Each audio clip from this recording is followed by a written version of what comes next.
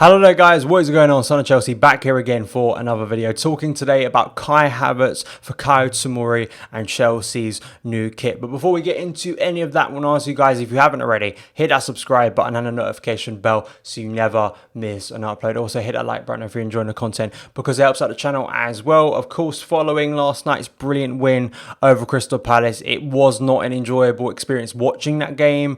Definitely set the heart racing. I had a long sleep after that game because I think Chelsea wore me out, and I'm sure like a lot of you, based on the comments on my rational perspective, if you haven't seen my rational perspective on that game last night, which was posted after the full-time whistle, please go and check it out for full analysis on that game. It's a massive 3 points in the race for Champions League qualification, and Chelsea, depending on results from other teams, could be very close now to securing that Champions League spot. I think a lot also depends on that CAS verdict surrounding Manchester City's potential Champions League ban for next season. If 5th place becomes a Champions League spot, I think it massively alters the race. It does. The game changes for Chelsea. It really does. But still massive 3 points. Chelsea, let's hope, can improve that overall performance and control against Sheffield United. Going to be a massive test. We know how difficult Sheffield United have been for a lot of clubs, including Chelsea, going way back to August at the start of the season. So let's hope we can have a positive performance and another massive 3 points in the race for Champions League qualification. But Kai Havertz, is all about Kai Havertz at the moment.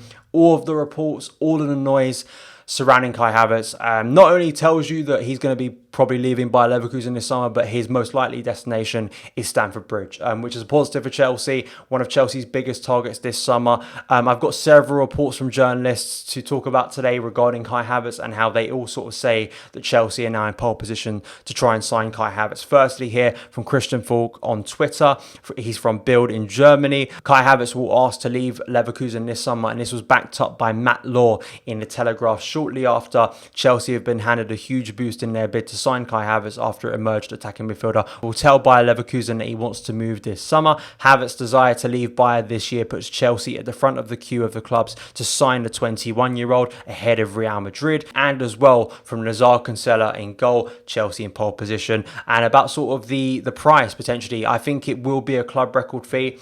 And all of this noise, I think, gets a lot of Chelsea fans very excited. I think a number of things have happened in recent weeks to, at least in my personal opinion, make me believe, yeah, this isn't just like paper talk. This isn't just rumours. I can now start to see why Lampard wants Kai Havertz. Not only for the exceptional talent he is, but you just look at that midfield, the way it's starting to be constructed by Lampard, what he wants, a holding midfielder and 2 number 8s in front of him. It very much makes sense that Kai Havertz could come in here and feature heavily in that midfield. I've spoken in the past about the flexibility Lampard wants from players, and you look at the signings Lampard has brought in, they all sort of fit that mould, and also the targets we're being linked with. I mean, Ziyech can play in a number of positions in attacking areas. Timo Werner the same, Kai Havertz the same. So I think it is a matter of time. Real, of course, always have that influence over players, and you should never sort of rule them out of the game. I think it's not going to be like the Timo Werner or Ziyech deals, considering the price Chelsea are going to have to pay to bring in Kai Havertz. I think it will be a club record fee. I don't think, even if, you know, the bargaining position of Bayer Leverkusen not getting Champions League qualification and Chelsea potentially getting Champions League qualification, I don't think that's going to massively alter that price. I don't think it will maybe be as high as 100 million, but I do think it will be a club record fee in my personal opinion. I think the biggest question for me now, how serious Chelsea are now, how Chelsea are going to try and sign Kai Havertz.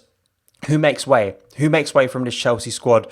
It's very easy to be influenced by one game. Last night before kickoff, a lot of us thought, you know, that's it for Jorginho. But of course, Jorginho did have an influence over that game. And if Kante's injury continues to persist, I think Jorginho could get more minutes. That does not mean if Jorginho plays a lot of minutes between now and the end of the season, he isn't still surplus to requirements. I think there's a lot of us, personally for me, I still feel his Chelsea career long-term is, I think, in danger. But then I look at a player like Ross Barkley. Always, I think he, for me, is at the top of the list because I just think, even though he's been very good for Lampard, and I think Lampard probably trusts him more than he did earlier in the season based on performance, I just think Chelsea, financially wise, know they're going to be guaranteed a profit with a player like Ross Barkley.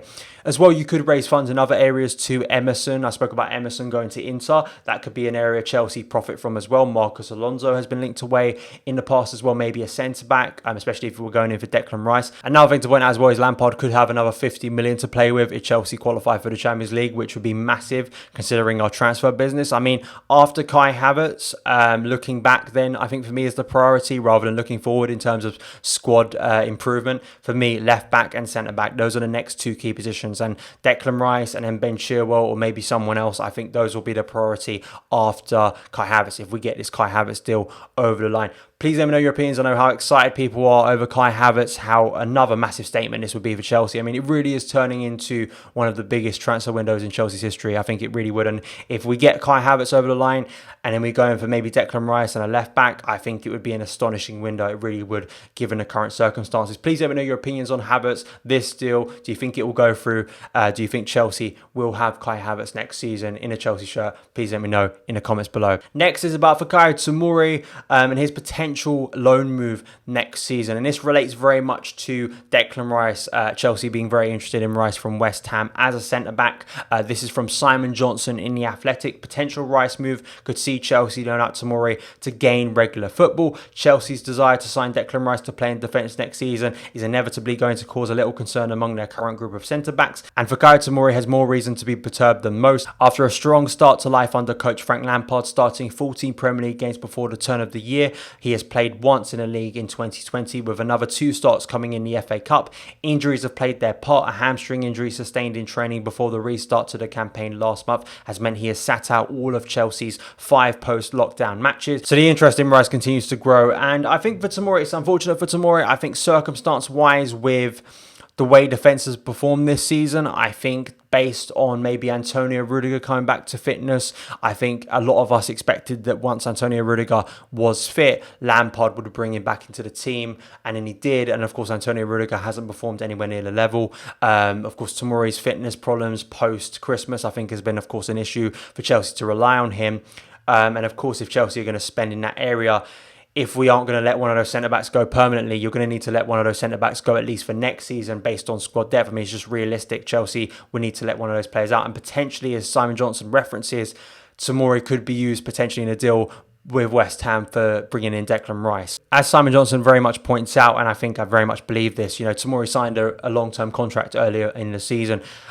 Chelsea do not want to sell this player permanently. I think there's very much a belief in the club and a belief personally from me, and I think a lot of fans, that he can still be a big player for Chelsea. I mean, look at the start of the season, and for me, the best centre-back partnership I've seen this season was Fikayo Tomori and Kurt Zouma. I thought they worked really well for a short period of time for Chelsea. Sure, it wasn't perfect, but I think Tomori, even with his mistakes, I think was really growing into that role. I think he was performing and improving in Chelsea's defence. So those signs for me are very positive, and those signs show a player that can perform at a high level for Chelsea. Maybe not next season, maybe he does need regular football next season, but potentially he could come back after that and feature in Chelsea's defence. I think as well, just looking at other centre-backs, I mean, for me it's ridiculous. I think of Kurt Zouma being sold this summer based on his performances. I mean, a life-saving tackle for Chelsea that could be essential in Champions League qualification by Kurt Zouma last night. I think there are other centre-backs who have more question marks over their heads, but maybe, as I think I answered a question on Monday's video, maybe they think Zouma because of the price you'd get for him. But for me, Zouma has to be one of the starting centre-backs at the moment. There is a sense where young players, their form does go up and down, and Tomori started the season very well, but then did have mistakes post-Christmas,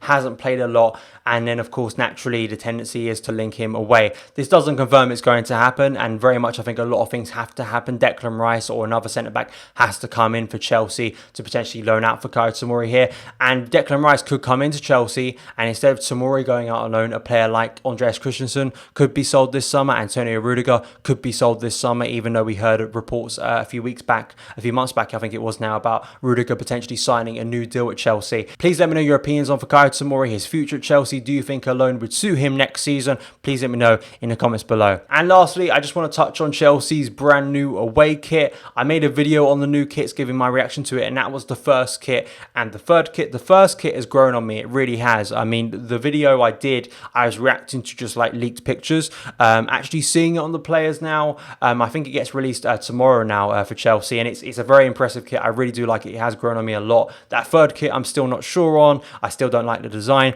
but this second kit, I did see very extreme reactions, as you do nowadays. This kit in itself, I've heard some, you know, jokes about it being potentially a Coventry or Man City kit. I quite like it. I quite like the simple design. Once again, the design on it, I'm quite impressed by it. I think it's a lot nicer than the third kit, which I think is just a mess this season. Please let me know your opinions on this kit design. Will you be picking it up this year? But that is it for today's video. Thank you guys so much for taking the time to watch it. If you did enjoy it, hit that subscribe button and the notification bell so you never miss an upload. Follow me on Twitter at Son of Chelsea. Have a great day, and I'll see you again.